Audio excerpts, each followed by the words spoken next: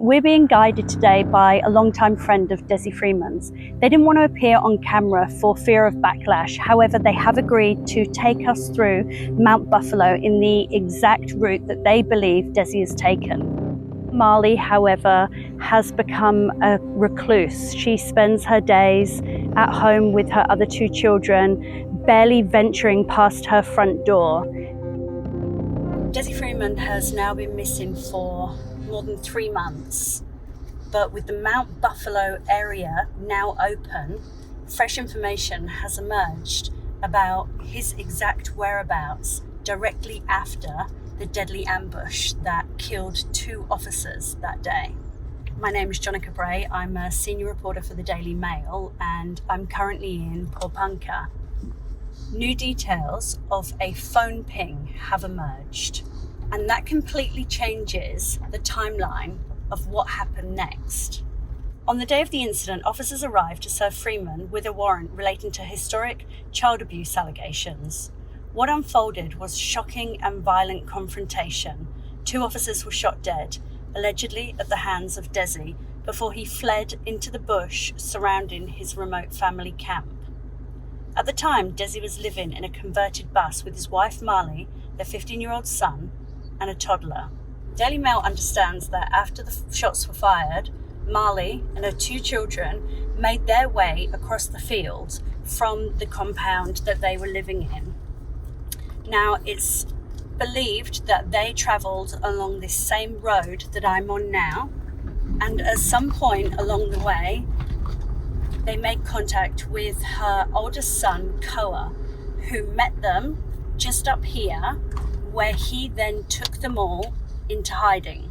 Within an hour of them fleeing the scene, this entire area and mountain was swarming with authorities. And that's when Australia's biggest manhunt began. Since that day, Marley has kept quiet. I saw her while in Porepunkah, and she seems to be going about her everyday life as the manhunt for her husband continues. But friends tell us behind that facade, she is a broken woman. Marley has no idea if her husband is dead or alive, or when any of this will ever end.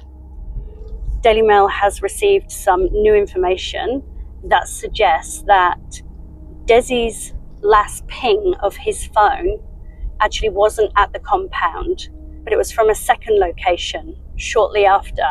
And that second location was the local airfield. Whilst authorities haven't officially confirmed this, it is believed that this was the last digital trace of Dezi Freeman before he switched off his phone entirely. We can also reveal that this airspace has a live webcam, and that webcam wasn't disabled when the manhunt was taking place. We monitored that webcam on a regular basis, and we often saw heavy manpower in this area. Obviously, they were searching for Dezi Freeman, but in addition, for his phone. It was the last known area, and no doubt it held vital clues. Recently, there have been claims that Dezi has been spotted in South Africa. So before we move on, let's address those claims. There is no credible evidence that he ever left Australia. There is no doubt that Dezi is a formidable force in the bush. He spent years living off-grid. He was committed doomsday prepper. He almost certainly built and hid bunkers stocked with essentials, food, machetes, knives, basic survival tools. But that's exactly what they were, essential for bush survival, not international escape. Dezi was a simple man who preferred the isolation of mountains. He feared authorities would one day come for him, not because he was a criminal mastermind, but because of ongoing court battles, everything from unpaid speeding fines to his outspoken anti-vax beliefs. But what happened that day was an unexpected chain of events. He did not have a burner phone ready, charged and with a SIM card. He did not have the connections needed to flee the country, and he certainly did not have the network of support that organised criminals rely on to disappear overseas. I'm not saying those people don't exist, that they wouldn't want to help Dezi, but the man was uncontactable from this point onwards. All available evidence points to one conclusion, that Dezi Freeman was prepared to survive on the mountain he loved, not start a new life somewhere else. And that's why we're here today, using the new evidence to retrace the steps that Dezi most likely took to get up into the mountain that he knew better than anybody else. So we're being guided today by a longtime friend of Dezi Freeman's. They didn't want to appear on camera for fear of backlash. However, they have agreed to take us through Mount Buffalo in the exact route that they believe Dezi has taken. If you take a look at this map, here is the Rainer track. That's the road that leads from Dezi's compound. And we know that he's traveled across here, and here is the airspace, the Porepunkah airspace, where it's believed that his phone last pinged. Now, not far from there is the Sinclair waterhole, which is where the friend tells us they think that Dezi has entered into Mount Buffalo with hopes of getting higher. As you can see, there is no shortage of drinking water, plenty of fresh streams and swim holes. This swim hole here that we've just entered is one of Dezi's favourite spots to spend his spare time. Such a stunning area, one that's now always probably going to be overshadowed with the tragedy that happened here. I don't think that anybody's going to be able to mention Mount Buffalo and not immediately think of Dezi Freeman and the ambush and the lives that were lost that day.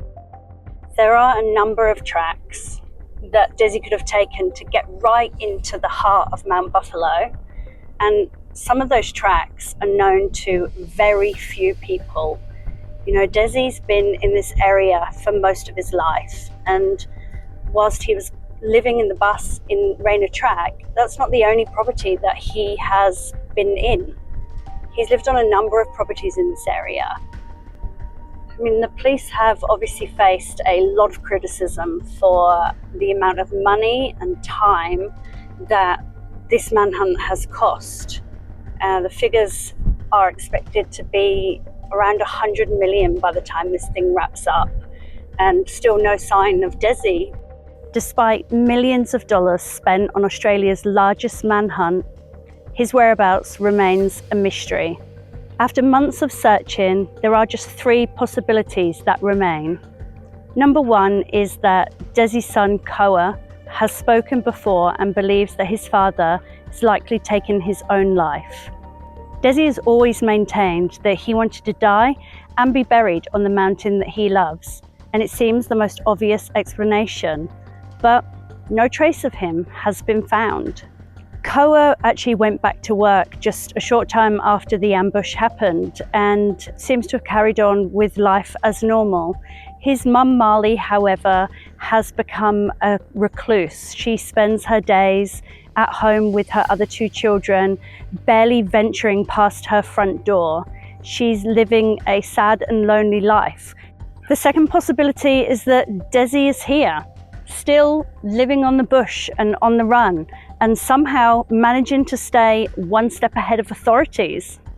And the final possibility is that after cutting off his phone and leaving absolutely no way to trace him, Dezi went in an entirely different direction, moving under the cover of darkness with a mammoth head start.